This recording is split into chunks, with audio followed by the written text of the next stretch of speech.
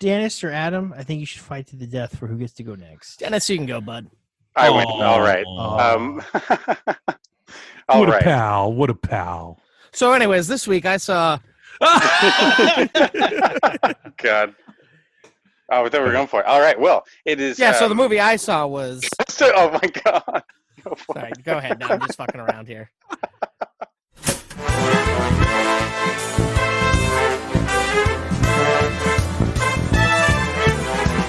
Hello, everybody, and welcome to the Movie Toast Podcast. I'm Cory, and I'm here with Tommy, Dennis, Yeah, that's me. I didn't have anything else. Jesus. and Adam. Oh boy. And You guys are in for a doozy And today, folks. me and my fellow Movie Toast people here will be bringing 4 reviews your way of things that we have watched recently, and we will tell you if they are good or if they are bad, and maybe some fun things about them. Oh, Or not. definitely. Tiddly Tommy, bits. why don't you start us off with something? Alrighty. I'm so glad you picked me first because I've been waiting a very, very, very long time to give this movie a review. So I watched this yesterday. can I guess what it is before you go? Sure. Garfield, Tale of Two Kitties. No. Okay. So this Right. movie came out in 2007. It is actually available on Netflix, apparently. Surprisingly, I thought it would be on Disney Plus. It's on Netflix, and it came out on my birthday, August 28th in 2007. Did not know that this documentary existed. It's called The Pixar Story, Oh. and it's basically a look at the first years of Pixar Animation Studios, from the success of Toy Story and Pixar's promotion of talented people. And it's directed by Leslie Iwerks. Leslie Iwerks is the granddaughter of Ub Iwerks. Ub Iwerks is one of the original animators that worked with Walt Disney himself. After working at Disney, he went on to invent some of the Looney Tunes characters that we all know and love and have grown Oh, up with. cool. Yeah. So she made this documentary. Toy Story came out in 97, right? 96? About Somewhere that, around yeah. I think it's 4. 94. Whoa. Wow. So Yeah. I used to watch Toy Story on VHS, and I used to watch it all the time. Toy Story was one of my favorite movies. Knowing what I know now about Pixar, I thought Pixar was always a Disney company. Mm-hmm. I didn't know that they started off on their own, and Disney kind of joined with them later. And there were people in Pixar that were from Disney's company that were either fired or released due to whatever. But it goes into. So were they like a ragtag team of animators that left Disney Yeah. and started this up on their own? They either left or they were fired. Huh. But they basically through technology, like it was basically animators that went through like the Cal Arts Mm-hmm. school that Disney came up with to basically teach people how to become animators. They went through that school. They wanted to draw for a living. They wanted to get paid to animate and do what Nice. Disney was doing. But then some of the first people that started Pixar, John Lasseter, Brad Bird, Ron Clements, and I think there was one other name. I can't come up with it right now. But they they were drawn towards the idea of an animated movie through computer technology. And so that's basically, and they go into, oh man, so much crazy detail.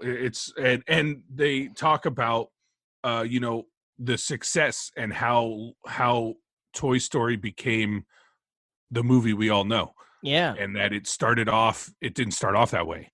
And it started off with like Woody being an asshole. But no, after rewatching it, Woody is an asshole in that movie. But when you it look was at it even nowadays. worse. Like it was to Really? the point where Disney was telling Pixar, like, we can't. Like even Roy Disney himself, they interviewed him and he's in the documentary. And he looked at the storyboards and the script that Pixar came up with for Toy Story. And he was looking through it and he's like, he said he kept fast forwarding through the storyboards video that they sent, and he's like, when am I getting to the funny stuff? Like, Oh wow. it was brutal. And so John Lasseter was the one. He like lived, ate, slept, and breathed Disney. He started off working as like a street sweeper in Disneyland, Mm-hmm. and he went through the Cal Arts, and he his first Disney related thing that he was going to tackle was Brave Little Toaster. Shit. That's a great And movie. he had an idea, and he showed them what he wanted to do, and they basically looked at it and said, all right, thank you for helping with Disney, your time here is over, and they fired him. Why? Did they say why they fired him? They go into it. I don't remember the exact details, but they did go into it. And John Lasseter was like, I just got fired from Disney. Is that And when he he was like- then did Iron Giant after? No, that was Brad Bird. Sorry. That was Brad Bird. No, so then John Lasseter was picked, or I don't know, he met with one of those guys from Disney at a conference, one of the, like, not a Comic-Con, but it was like a Comic-Con. Kind of like CinemaCon, where they get all the distributors and Something like that. studios. But it was for animators. Huh. And so this guy saw John Lasseter there and he was like, you know what? We're starting up this company called Pixar, and we want you to come in and we want you to be on board. Because he knew how much of an animator, he knew how well John Lasseter was of an animator, and that he went through the Cal Arts school, and that he knew what he was doing. And all these other people that were starting up at Pixar, they knew the technology side of it, but they didn't know the animator side of it. So it kind of was a match made in heaven, like kind of like Yeah. peanut butter and chocolate, peanut Right. butter cups coming together. Did this movie go back to like the actual advent of Pixar, the technology and the Yes. adventures of Wally and B? Yes. Or Andre and Wally B? Andre and Wally B. ILM Yep. and how they all got kicked out. ILM and how ILM got started with them, and Steve Jobs makes some interview. They interviewed him several times in here. All of that, like Steve Jobs, they interviewed Andrew Stanton, Peter Schneider. And they have former CEOs of Disney. They had Michael Eisner on there, Thomas Shoemaker, Roy Disney was on there, Tim Allen, Tom Hanks, Randy Dang. Newman, Billy Crystal, Bob Iger, Diane Disney is even in there, Walt's daughter. This comes out a year after Bob Iger takes the CEO Yes. position, and he's in it. Okay. And he's in it. I'm gonna be honest. I've seen this movie floating around. Like I've seen the title, and I'm like, It's on "Oh, Netflix. I don't care. But then you listen to you talk about it, I'm like, this sounds really fucking It is badass. absolutely worth watching, and it made me, like, today I ended up watching like 3 Pixar movies, but I'm not going to talk about any of them today. But watching this was like, I never knew more than half the stuff that I learned in this Wow. movie about Pixar, because I just thought it was always Disney's Pixar. It was Mhm. not Disney's Pixar, Because It they started recently off as bought them in Pixar. what, like early 2000s? Did they buy Pixar out? I think that's Yeah. Bob Iger's first purchase. Yeah. Yeah. And it Smart was man. 2006 or something. Shit. Before that, it was Yeah. just partnerships. Right. Hmm. And it was around the time, because what they showed in this was that Pixar had done what no one else had done. They were breaking records, not only just because it was the first ever fully computer generated animation, but their first movie, Toy Story, was a hit. They made hundreds of millions of dollars, more than what it cost them to make the movie. Second movie, Bug's Life, it busted the records of Toy Story. And it was usually the second, when there's a new company like this, they talk about like the second product is always a bust. Mhm. And if you can get past that second product and still thrive, then you're good. Every movie outdid the previous movie. And then they brought Brad Bird in for Incredibles, and he had a speech, and he's like, all right, guys, you guys are all, sitting on your high horse, and you're like, yeah, we just made like 6 big hits. He's just trying to get everyone like, now I'm Riled coming up. in. And Incredibles was incredible. They did even better than the previous movie before that. So it was like this just phenomenon. You want an example of a company that made a good movie first and then a bad movie? Please. Kubo and the Two Strings by Leica, and then they made that friendly Sasquatch movie. Oh, Missing Link. Oh, that's right. I never Yeah. even seen Link. either of those. But they did movies way before that too. Yeah, I'm just saying. But yeah. So that's my movie.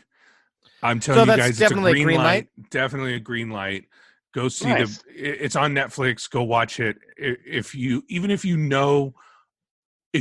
you know Pixar and you love their movies, I'm sure there's at least one movie that they've done. As of 2017, this is the only trivia item here.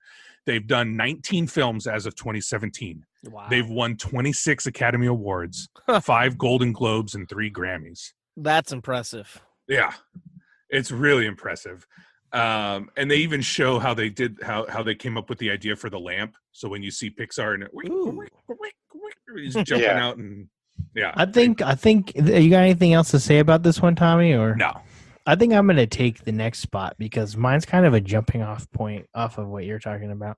Okay. I watched Treasure Planet, the Disney film from 2002. Oh, I've never starring seen that. The voice talents of Joseph Gordon-Levitt is like one of the most underrated animation films of all time, in my personal opinion.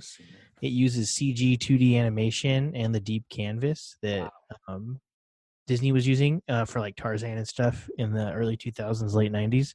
Mm-hmm. And they dumped the movie in November because Pixar was doing actually so well, and they were animating things so much cheaper than what Disney Studios could make using all of these very expensive things. They didn't want to do it anymore. And so they put Treasure Planet out against like their own release. Then they put it against Santa Claus 2, and it bombs in the box office, and the sequel immediately gets canceled. Shit. So not very many people, I think, have seen it. No one really. I forgot it existed until you just said the name. I've never seen it, and now I'm like remembering the poster for it. It's got a cult following. Yeah. Those people really appreciate it, but outside of like the people who really like it, like myself, I don't think it gets any respect. It's not in any of the theme parks or anything. Well, and this movie came out when I graduated high school, so I probably wouldn't have been Thomas like, running to the theater to see it. Too cool for Disney when he was in high school. You had other shit going on in your life. Yeah. Anyway, it's a good film. I think everyone should see it, especially if anyone has any interest in animation styles, technology. They have a character. They're Long John Silver in this is like a cyborg, and he's 2D animated. His whole body, except for his eye and this little doohickey on the side of his head and his right arm, is computer generated. Wow! And they will take like the boat what they're on in space, which is in deep canvas. So they take deep canvas animation. They'll animate the 2D characters on that, and then they'll layer CG animatronics on that. It's like one of the most gorgeous animated films of all time, and no one cares about it. And this movie is what, like a futuristic sci-fi Treasure Island? Yeah, it is exactly Treasure Island. Well, they make some notable changes. They changed some of the background things, like why things happen and kind of like character motivation. That's much better than the original story. Nice. I liked Muppet Treasure Island. That's one of my favorite Muppet movies. Which is why I went to go. So Disney has done Treasure Island 3 times. They did Treasure Planet, Muppet Treasure Island, and their original Treasure Island that they did in like 40 or something, 1940 or 60. Or if you watch all 3 of them, I personally think Treasure Planet's the best. Then Muppet Treasure Island, then the original one. I don't care about the original one. There's other versions of like the story that are better nowadays. It's got some things in there that are very early 2000s nested in it, like that are very interesting. Tommy will like it because there's no songs. I mean, there's no singing, which was weird for a Disney movie. They have 2 songs in there, but they're like the Goo Goo Dolls singer, and it's just like they're montages over like Goo Goo Dolls. Did you notice the hidden Mickey? I don't look for those anymore. There was a Mickey Mouse figurine on one of young Jim's bedroom shelves as Sarah talks to him while he reads. Who does the voice work in this? I know Stitch is in there. He has a Stitch doll behind him. I didn't see that. And that was before Lilo and Stitch came out, or it was the year after Lilo and Stitch came out. Now, who was in this movie? Any big names or? The only one, Joseph Gordon-Levitt, is Jim Hawkins. I can't wait to say Tom Sawyer. There's similar sounding names. Well, there was a Patrick McGoohan. I don't know if you guys know him. No. He did the voice of Billy Bones. This was his last credit as an actor before he passed away Oh, in 2009. He does a great job in that. I mean, and then the sequel that we'll never get because they canceled it. They shit canned it. He was such a good. I mean, he makes that character so much more interesting, Long John Silver, more interesting than he is in any of the other adaptations of the story. And I would have really liked to see the sequel because they team up to fight like a Willem Dafoe character voiced like pirate. I think he's Blackbeard. They like it's kind of a spoiler, but like it would have been an epic sequel, and they just like they were like, "Oh, Pixar makes more money for less risk, so we're gonna shit can but this." they still want to do like straight to like DVD, like they did with a lot of other movies. No, because the animations are. If you ever watched any of those direct to DVD, like no, they look Atlantis's shitty to me. Milo Return, they're so bad. They're like thrown together with some toothpaste and some toothpicks, and they're just put out there. The voice acting, the actors are never the same. The animation's choppy. Like you take Atlantis: The Lost Empire, that also is animated by the guy who animated Hellboy. Amazing. Animation for Atlantis. Before we get too far away, there's 3 more famous names that you were asking about, Adam. David Hyde Pierce is the name of Dr. Doppler. He played the Dr. Doppler. Martin Short was the voice of Ben. Oh wow! And Emma Thompson was the voice of Captain Amelia. Nice. Ben is like the worst character of all time, but anyway, he's worse than like I don't know, man. Who's like a really bad, like a famously bad? Jar Jar Binks. Yeah, he's worse than Jar Jar Binks. Wow, that's saying something. He's very annoying. But I just looked up a picture of Ben. Yeah. Ben is a very annoying character. He's a weak spot. And then the first trivia tidbit: the movie took 10 years to make. It took them 10 years. Well, yeah, because it sounds like a lot of technology and drawings and. Oh yeah. It's because they wanted to make it for so long, and they kept getting put on other projects. And the name of the ship. Did you notice the name of the ship, Corey? RLS Legacy is a reference to the author of the book, Robert Louis Stevenson. Yeah. I did not notice that, but that's cool. But anyway, if you go back to Atlantis and the animation for that, also totally beautiful and totally underappreciated because Disney was having like a rough time with their animations around here, and Pixar was making them a bunch of money.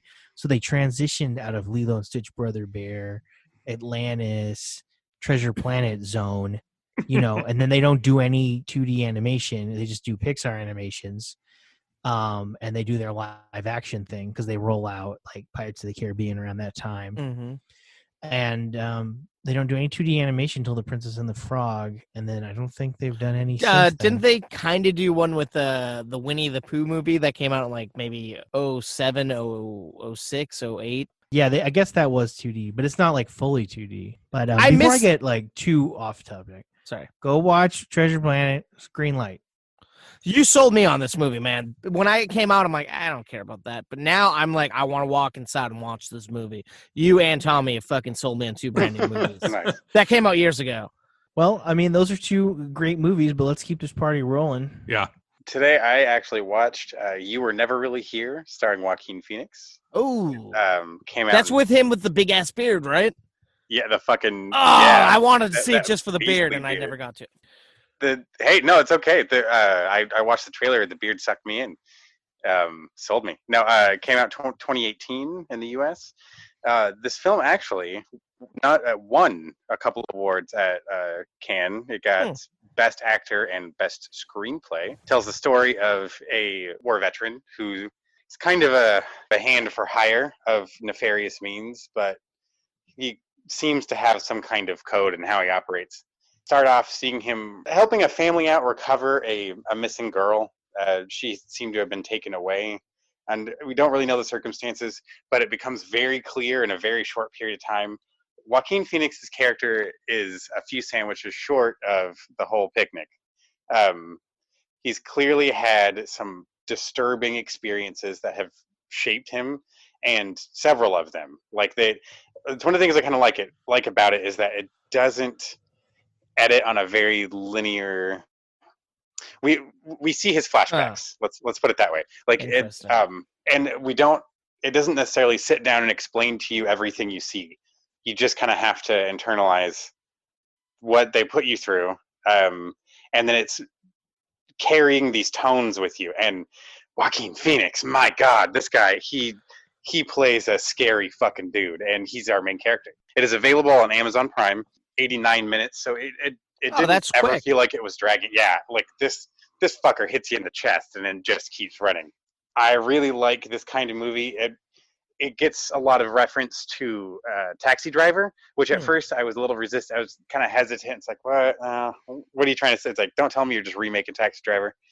I'll admit there are parts that kind of feel like that, but now that I've seen it, I love that description. That hits the nail on the head. That's exactly the kind of world you're getting put in.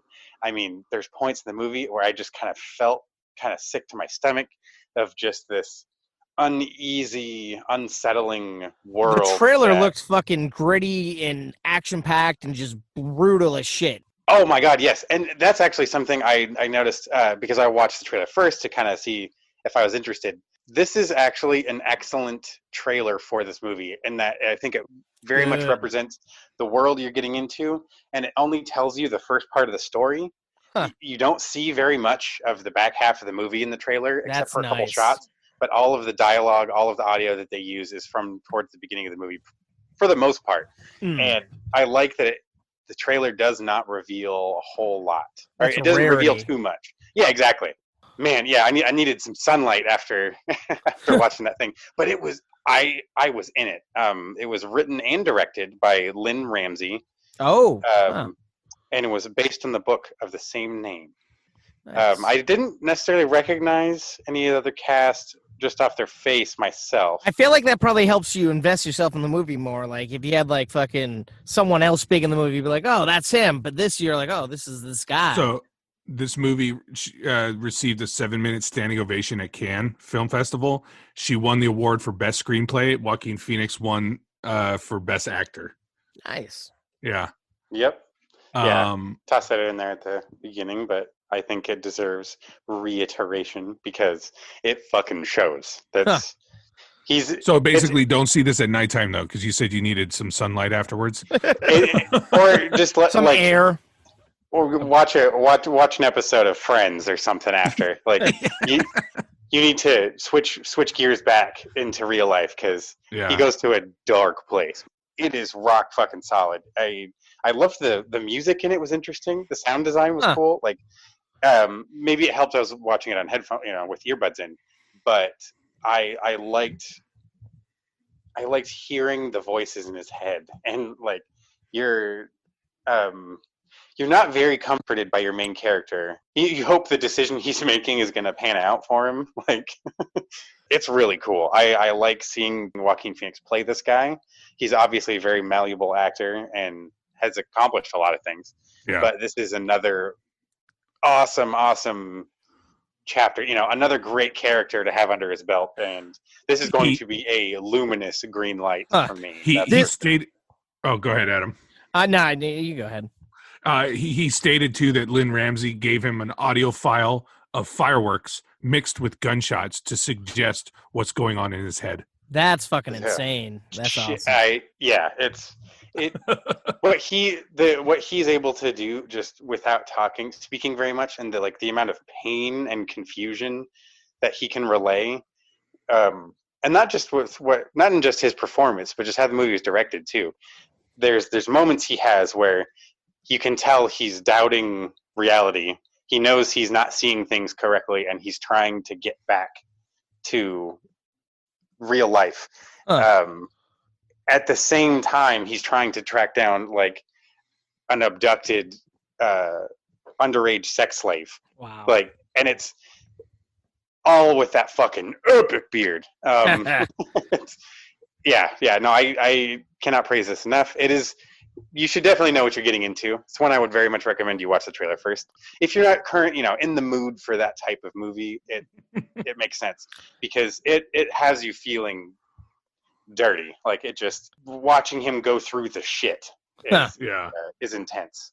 This is a rare episode, guys. Like all three of you have sold me on these movies, and I really want to get to all of them.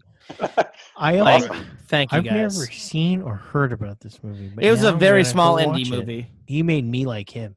when I watch the Joker. So maybe I will go back and I will watch Nice. this now. But anyway, Adam, why don't you close us out with whatever fascinating piece of media that you watched this weekend? Oh boy, you guys remember the movie The Mask? Oh, Yeah. yes, sir. You guys remember the movie Like Mike?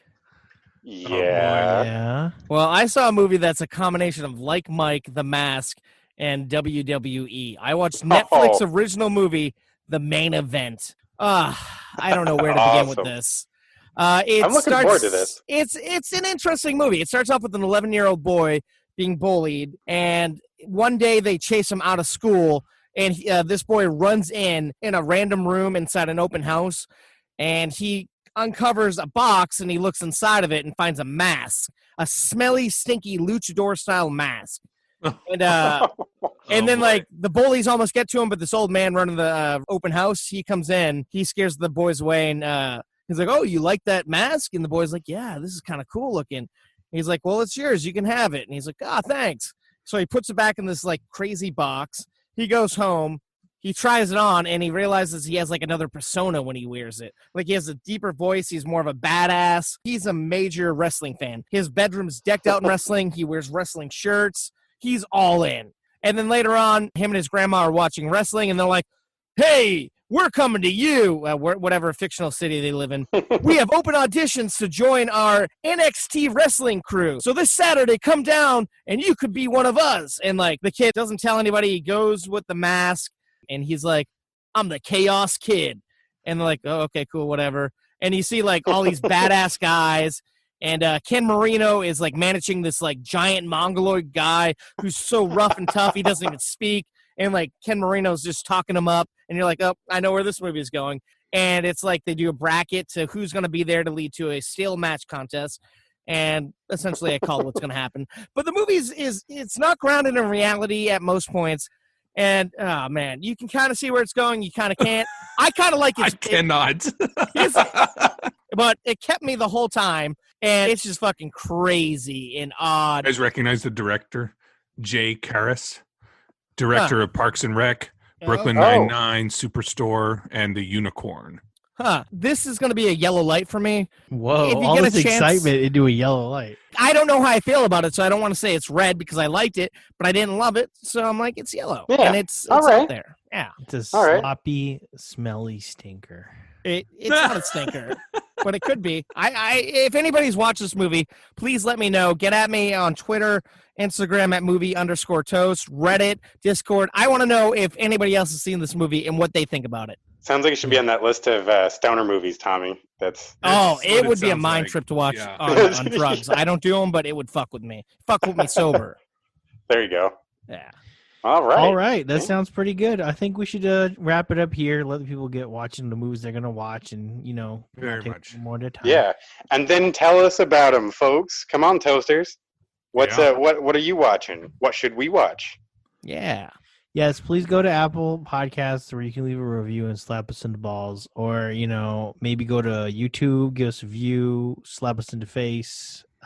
Discord, we're there. You could slap us there too in our face because that's where we are. We'd actually see that. That would be yeah. fun. The PD Discord, we could tell you where to slap us. That's fine. Yeah, This is you sounding could very slap odd. me right on my brown eye. Anyway, night everybody.